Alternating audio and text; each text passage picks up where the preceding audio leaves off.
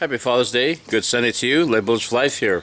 We're going to start today by heating up the pot of gold. 42 and a half pounds of range scrap. So we'll see how much lead we get out of it. By the way, guys, it's the first day of summer, and this is the solstice right now. Right now it's about 5:40 in the morning. Sun's coming up. Hear the birds cooing. So what we're going to do, get this started up here. From there we'll go in the garage, do some shell preparation, do a little talking about yesterday's shoot, and then make some suggestions and some comments about reloading and shell preparation, etc. And there's noises. I don't know what that noise is all about, but we'll get started.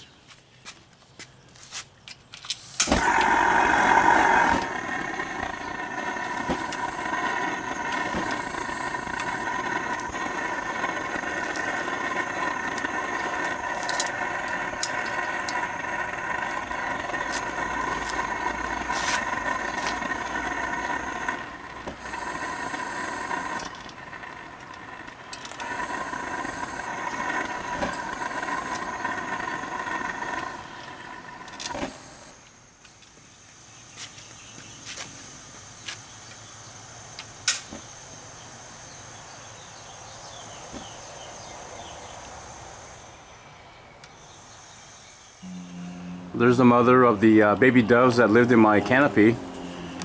I really miss those little birds.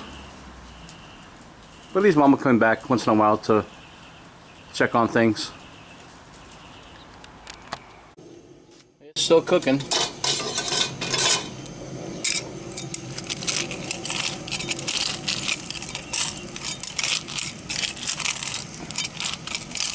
Let her 20 minutes or so.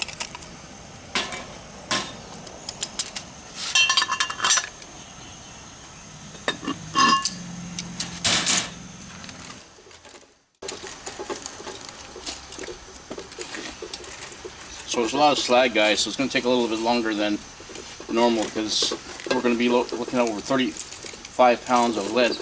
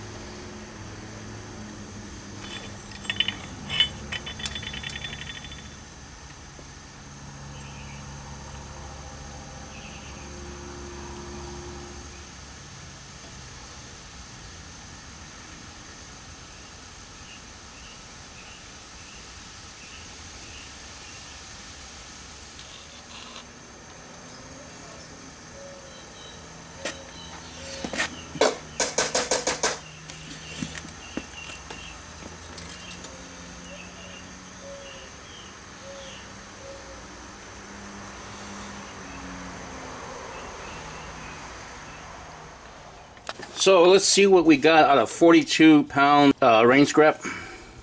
So we got 2, 4, 6, 8, 10, 2, 4, 6, 8, 10, 20, 22, 24, 26, 28, 30, 32. Not bad. Okay, so I was a little off by a few pounds, but 32, I'll take it. So 10 pounds of rocks and dirt to make 32 pounds of lead ingots. Alright, I'll take that. Okay, so we're done with the lead making. 32 pounds, guys, out of that 42 pounds of rocks and dirt. So, you know, maybe 10 pounds of rocks and dirt, and probably a little bit of, you know, lead wasted during the skimming process. Well, that's natural. You know, it's not like I had to pay for it. Alright, guys, so I made my little makeshift primer catcher. I lost the original primer catcher for the Star CBS. I've had this since 1986, so it's pretty old, you know. So right now we'll just go ahead and just you know, I'm gonna probably need a resizing die. Anyways, guys, yesterday's shoot was a milestone for me. I got the 10mm shorts the way I wanted them. Hitting dead on. Good velocity, like in the low 900 range, like 915 or so, which is good. Upper 890s is what I'm looking for. And this is with the large pistol primers. Now, one of my viewers asked me if this technique that I've been using applies also to just standard small pistol primer and Smith & Wesson cases. Absolutely it does. Well, understand something, that the cases that I use, these are actually 0.840, not 0.8550 like they're supposed to be. So these are trimmed shorter. And I was on YouTube last night, and I don't remember this guy's name. He's kind of new to me on the channel, but apparently he makes his 40 Smith & Wesson with a 180 grain plated bullet, but he sees this amount to 1.18085 actually. So I commented to him. I asked him, "Do you does it fit your chamber, and does it fit the magazine?" You know, for one, because you know your magazine can only go so far as far as fit goes. That's why, you know, your factory rounds are at a certain size, so they fit everybody's magazine, everybody's chamber. But when you hand load, you can hand load for your specific gun itself. So the 1.160 for my gun actually worked really good, as you saw in yesterday's video. So let's see if this makeshift. Oh, it does work. Very good. All right. Kind of a little on the what do you call it? A little on the clanky side, but it'll be fine for now. I'm just tired of chasing the primers everywhere.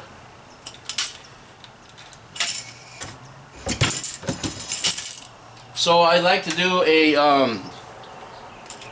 Beretta versus Smith & Wesson M&P, and I think I'll do that with my next loads here. It'll be the same loads actually. I have not been out to price any small pistol primers because I'd like to, you know, use regular cases too. And this is not working out because it's banging against the edges here. Let's see, I just got to adjust it some more. So we're having a Father's Day party today. Happy Father's Day, if I haven't mentioned already. Okay, that's not working out. So here's what we're going to do, guys. We're just going to exempt the makeshift primer catcher. Just do it naturally, like so. I should just contact RCBS and get one for free. I've had this thing for 30 plus years now, and yeah, that just fell on the ground. I just don't have any machines, you know, to make the actual shape. So that's that.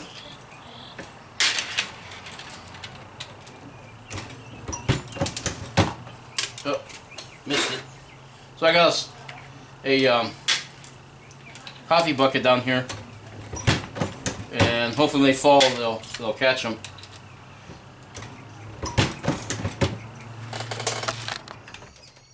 $10mm cases here. Let's see. I got one. I got two more of these cases. These are not going to be trimmed. I'm going to save these. I'm thinking about getting a KK M barrel for my Glock 30 and 10mm. 10mm are hard to get around here. I don't see anybody shooting them as much. Also, something I just learned too about the 40 Smith & Wesson dies. You won't see as many. Here's the thing about the 40 Smith & Wesson. It's not a common caliber like the 45 and the 9mm. A lot of people have kind of shied away from it. Me, I like it because anytime the political climate changes or the economics change, you know, I go to something like, well, what's available and what works. So for me, I've been ignoring the 40 Smith & Wesson for so long. I'm more of a 9, 357, 38, 45 guy.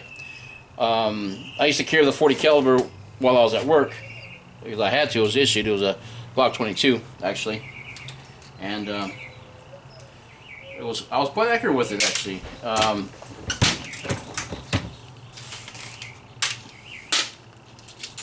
So I thought maybe, well, let's go 10mm. Now understand that 10mm is a flat shooting cartridge. It shoots a heavy bullet or a light bullet. And as far as capacity goes, it doesn't make a big difference. I mean, we're in California here, so, you know, 10 rounds, 7 rounds, 5 rounds, it don't matter to me. I just target shoot. I'm not carrying it for duty or anything like that. But I found that it works extremely well in my Beretta. And I believe that the Beretta's weight and sturdy aluminum frame is good. Is a very supportive frame or body style for the 40 Smith & Wesson. Now my M&P polymer, all my polymers that I've had in 40 Smith & Wesson, very snappy. They're not as, they don't have enough weight on them to snap the recoil, or to dampen the recoil like I like. Also, with the snappiness comes vibration and torquing. And if you watch a Glock in slow motion, you'll see how it torques. Okay, what that does too, it throws off your shots over to the left a lot. Where my Beretta doesn't do that, unless it's me shooting it to the left. Oh boy. Oh, just smacked my phone. Oh, happy Father's Day. Thank you. The thing about accuracy is this, guys. You say to yourself, well, I'm aiming directly at the target, but I'm all over the place. Why is that? Well, it could be quite a few factors involved. So to minimize the factors involving in inaccuracy, tailoring your ammunition is one big way to do it. And another one is how reliable is your handgun or particular gun you're using. You know, does it need a bushing? Is it worn out? For example, I used to have a 1911 series Mark IV Series 80, and that thing would be all over the place. So one day I just said, you know what? Let me just buy me a drop-in barrel and bushing. Sure enough, as soon as I did that, the grooves went from here to here. I'm like, okay, my barrel bushing is worn out.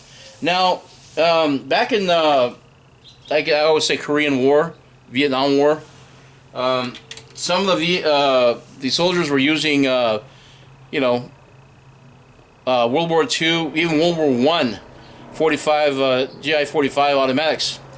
Now, a lot of them were refurbished, so what happened was, the old story goes, I can't hit the broadside of a barrel with this thing. Well, come to find out, what it was, too, was just shot-out barrels and worn-out bushings. So it's no wonder you couldn't, you know, anything past 3 feet. Yesterday, at the range, I met a gentleman. Him and his friend were shooting a Colt Commander in 4-inch. And it had the GI-style sights on it, you know, with the little button front and the small rear sight. And when I first got my Series 80, I had the same exact one. Well, the sights anyways. And the key to shooting that one accurately is using a 6 o'clock hold. And basically, it was designed that way. So I told him, try a 6 o'clock hold in the black. Sure enough, he was shooting on 5 o'clock in like a three or four groups. And I said, there you go. It's kind of like the old saying, you know, aim for the belt buckle. But in this case, with a handgun, it's just aim below center mass. So, and you'll get your target. Okay, starting on the bell mouth. So, like I was saying, finding the dies for the 40 Smith & Wesson, you would think, since there is not a big demand for the 40 Smith & Wesson ammo, that the dies would be available. Not the case. The reason for that is because people are shooting at 10 millimeter, and you can load 10 millimeter with the 40 Smith & Wesson dies, especially the lead dies. The lead die I had the 4 set, and I was glad I got it. And I tell you what, I had that set for years, and I haven't fired it. I fired it maybe a few times when I got my M&P, but now that I have my Beretta, I've been shooting my 40 like crazy, and I'm thankful that I kept the dies and I don't throw nothing away. So with that, you know, I mean, I have shells. I even have 44 Magnum shells, tons of them. And then I bought a Smith & Wesson 629, and I was glad I had them. So I throw nothing away. I keep everything I have. You never know. Political changes and climate cause you to do different things to, you know, get the same results. Oh, well guys, I guess I talked long enough. You folks enjoy your Father's Day. Happy Father's Day to you. I'll be indulging in a minute here with my wife's family, all her brothers and her dad, and of course, you know, the rest of the family. But I want to tell you that we'll be doing our next shoot Saturday again, and I believe we'll be doing the Beretta versus the Smith & Wesson, so stay tuned for that. Anyways, Lead Bullets for Life. Have a great Father's Day. We'll see you at the next video, which will be this Saturday. Until then, take care, and we'll see you again. Bye for now.